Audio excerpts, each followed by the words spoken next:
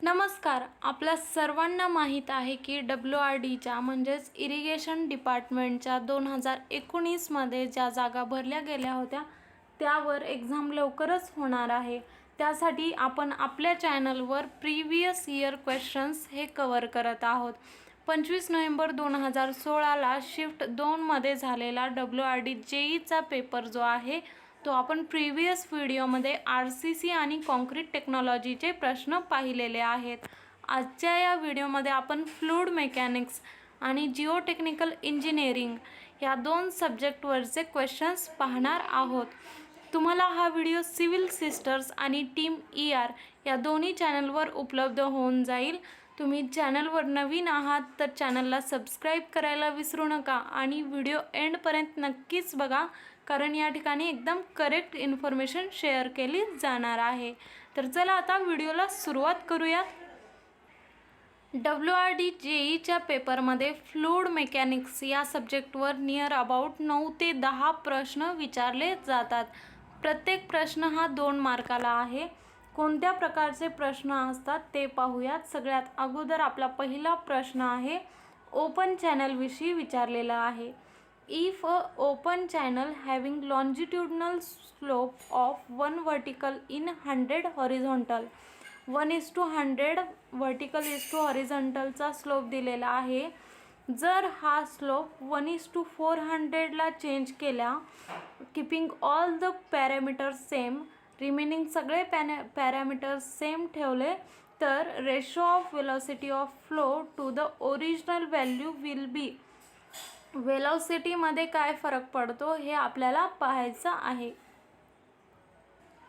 सगळ्यात अगोदर आपल्याला लॉन्जिट्युडिनल स्लोप दिलेला आहे, म्हणजेच I1 दिलेला आहे 1:100 आणि I2 दिलेला आहे 1:400. चेझीस फॉर्म्युला तुम्ही जर पाहिला तर C√EMI असा V1चा आपला फॉर्म्युला आहे. त्याचप्रमाणे V2चा जर I1ला आपण I2नी रिप्लेस केलं तर V2चा फॉर्म्युला होईल. C हा कॉन्स्टंट आहे आणि M सुद्धा हा कॉन्स्टंट आहे. V2/V1 या फॉर्म्युल्यामध्ये पुटअप केलं तर √1/400 डिवायडेड बाय √1/100 याचं आन्सर जे येतं ते 1/2 असं आपलं आन्सर येतं. जर सगळे पॅरामीटर सेम ठेवले तर ratio of velocity of flow to its original value will be 1/2. Option number 4 आपलं करेक्ट आन्सर आहे. नेक्स्ट क्वेश्चन पाहूयात. नेक्स्ट क्वेश्चन जो आहे तो वेना कॉन्ट्रॅक्टाविषयी विचारलेला आहे. At vena contracta the velocity of liquid will be. जेव्हा एका मोठ्या पाईप सेक्शनचा छोट्या पाईप सेक्शनमध्ये चेंज होतो त्या ठिकाणी वेना कॉन्ट्रॅक्टा तयार होतं.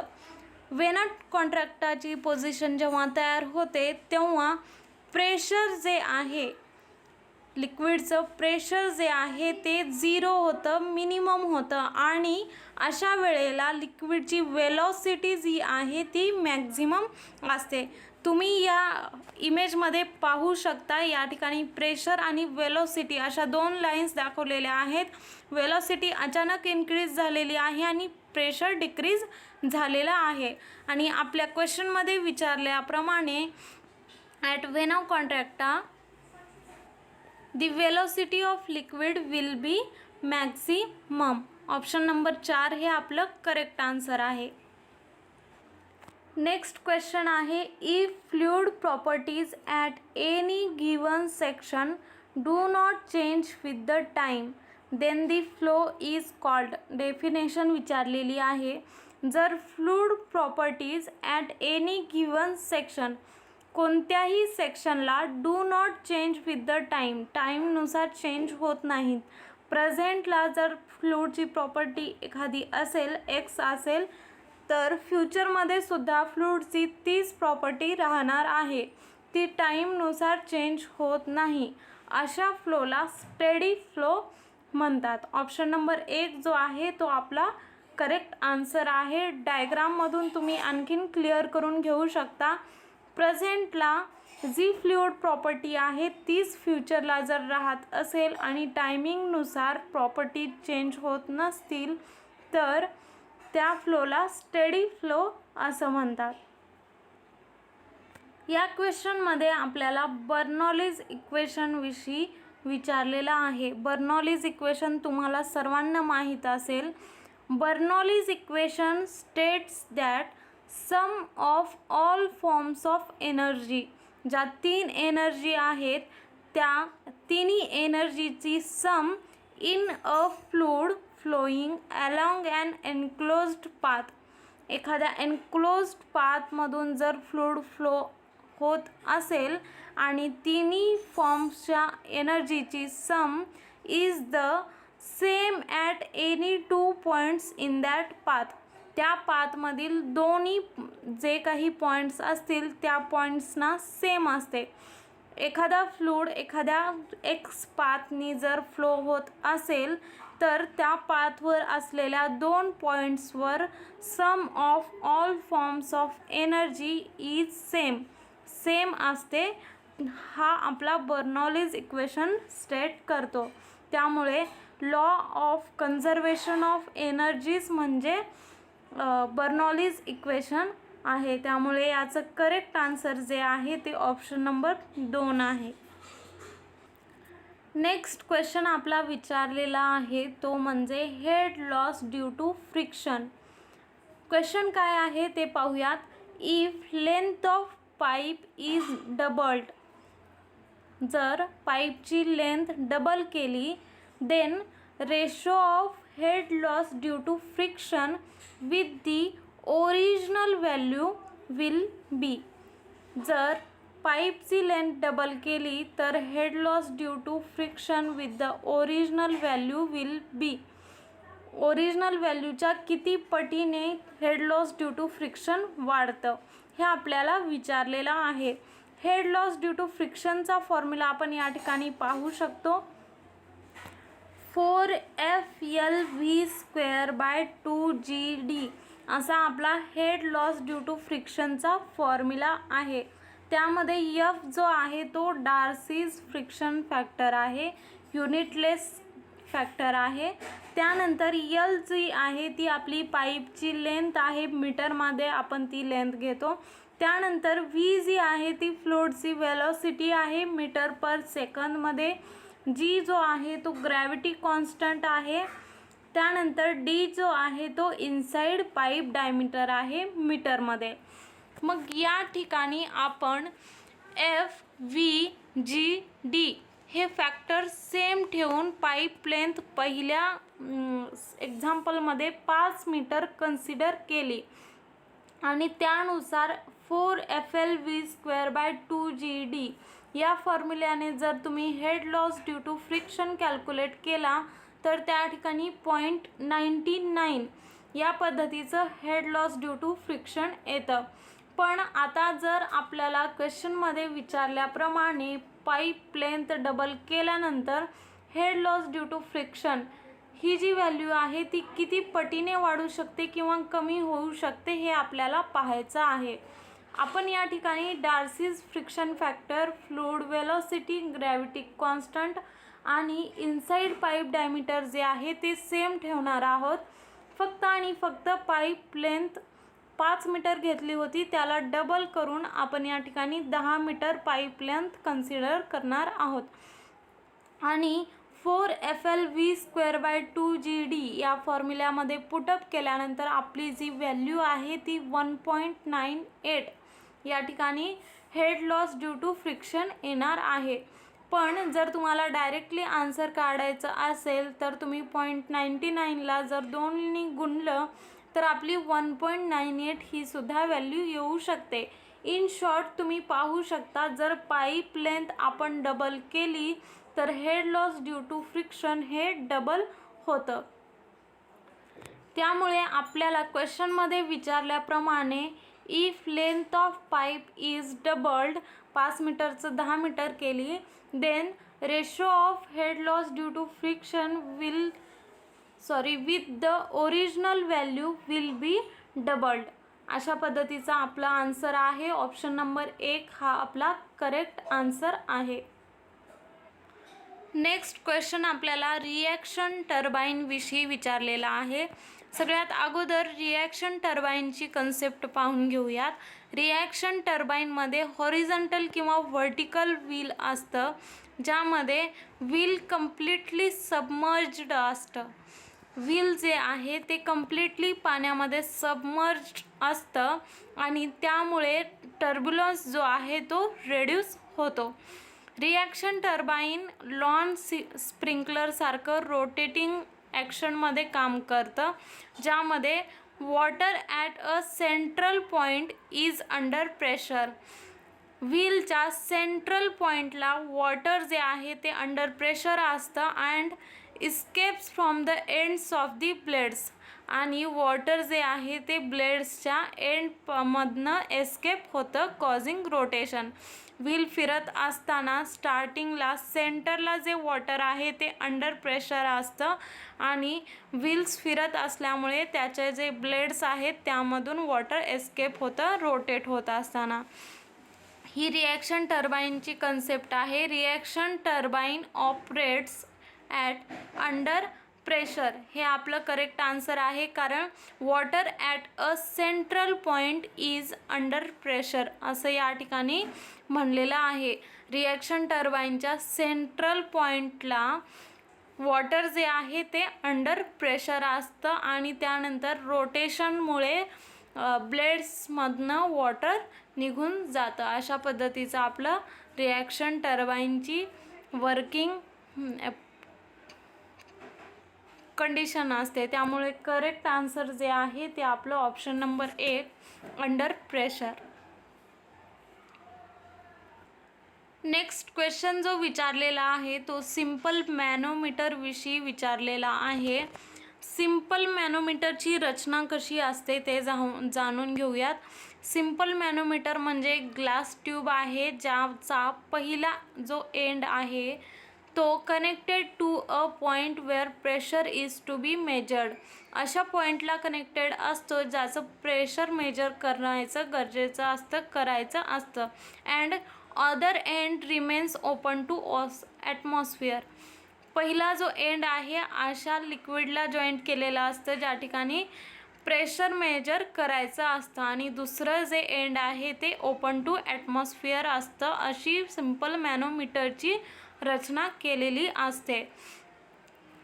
पहिलं एंड अशा पॉईंटला जोडलेला आहे ज्याचा प्रेशर मेजर करायचा आहे, त्यामुळे simple manometer is use to measure pressure of liquid. Generally लिक्विडचं प्रेशर मेजर करण्यासाठी सिम्पल मॅनोमीटर्स यूज केले जातात. नेक्स्ट क्वेश्चनमध्ये डेफिनेशन विचारलेली आहे. The line connecting points of equal hydraulic head through a saturated soil mass. Saturated soil मासमध्ये अशी line जी इक्वल हेड ऑफ वॉटर्सच्या पॉईंट्सना कनेक्ट करते, अशा लाईनला आपण इक्विपोटेन्शियल लाईन असं म्हणतो. त्यामुळे आपलं करेक्ट आन्सर जे आहे ते option number 3 equipotential line. Okay, आत्तापर्यंत आपण फ्लूइड मेकॅनिक्सवर आलेले 9 क्वेश्चन्स WRD JEEच्या 25 नोव्हेंबर 2016ला झालेल्या शिफ्ट 2च्या पेपरमधील क्वेश्चन्स पाहत होतो. आता आपण याच पेपर सेटमधील जिओटेक्निकल इंजिनिअरिंगवर कोणत्या पद्धतीचे प्रश्न आलेले आहेत ते पाहणार आहोत. जिओटेक्निकल इंजिनिअरिंग या टॉपिकवर नियर अबाउट 7 क्वेश्चन्स हे शिफ्ट 2च्या पेपरला विचारले गेले होते. RCC आणि कॉन्क्रीट टेक्नॉलॉजीचे जर तुम्हाला क्वेश्चन्स पाहायचे असतील तर डिस्क्रिप्शन बॉक्समध्ये जाऊन तुम्ही तो व्हिडिओ पाहू शकता. सगळ्यात पहिला क्वेश्चन पाहूया. The process of densification of soil by expulsion of water from it. आपल्याला डेफिनेशन विचारलेली आहे. Natural process of densification of soil by expulsion of water. अशी प्रोसेस ज्यामध्ये सॉईल नॅचरली कॉम्पॅक्ट होते by the expulsion of water from the soil. सॉईलचं जे volume आहे ते वॉटर निघून गेल्यामुळे कमी होतं आणि सॉईल कॉम्पॅक्ट होते. या प्रोसेसला कन्सॉलिडेशन ही प्रोसेस म्हणतात. ही प्रोसेस नॅचरल प्रोसेस आहे आणि वर्षानुवर्षे कन्सॉलिडेशनची प्रोसेस ही चालू राहते. त्यामुळे याचं करेक्ट आन्सर जे आहे ते ऑप्शन नंबर 1 आहे. नेक्स्ट क्वेश्चनमध्ये कोलम्स लॉनुसार शिअरिंग स्ट्रेंथ ऑफ सॉईल त्याचा फॉर्म्युला विचारलेला आहे. According to Coulomb's law the shearing strength of soil equal to correct option जे आहे ते unit cohesion plus normal stress into tan angle of internal friction हे आहे. त्यामुळे आपलं करेक्ट आन्सर जे आहे ते ऑप्शन नंबर 3. नेक्स्ट क्वेश्चन जो आहे तो पायक्नोमीटर विषयी विचारलेला आहे. अ पायक्नोमीटर इज यूज टू डिटरमाइन. पायक्नोमीटर हे इन्स्ट्रुमेंट काय डिटरमाइन करण्यासाठी वापरलं जातं. या ठिकाणी इमेजमध्ये तुम्ही पायक्नोमीटर हे इन्स्ट्रुमेंट पाहू शकता. सॉईलची specific gravity and water content जाणून घेण्यासाठी पायक्नोमीटर हे इन्स्ट्रुमेंट वापरलं जातं. अशाच पद्धतीने दुसऱ्या इन्स्ट्रुमेंटची नावं आणि त्यानंतर ती इन्स्ट्रुमेंट कशासाठी वापरली जातात याच्यावर एक कन्फर्म क्वेश्चन आपल्या एक्झामला विचारणार आहेत. त्यामुळे आपल्याला या इन्स्ट्रुमेंट्स त्याचं स्पेसिफिक वर्किंग आणि कशासाठी वापरलं जातं हे लक्षात ठेवणं खूप गरजेचं आहे. स्पेसिफिक ग्रॅव्हिटी आणि वॉटर कंटेंट जे आहे ते डिटरमाइन करण्यासाठी पायक्नोमीटर वापरलं जातं. नेक्स्ट क्वेश्चन जो आहे यामध्ये ड्राय डेन्सिटी कॅल्क्युलेट करण्यासाठी सांगितलेलं आहे. Bulk density of soil with 10% of water content is 2.2 gram per cc.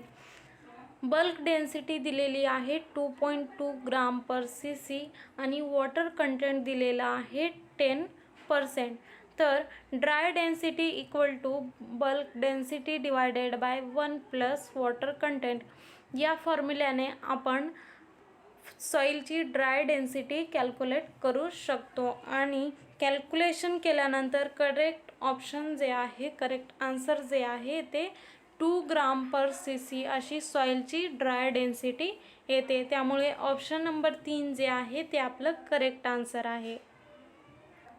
Next question जो आहे तो ॲक्टिव्ह अर्थ प्रेशर याविषयी विचारलेला आहे.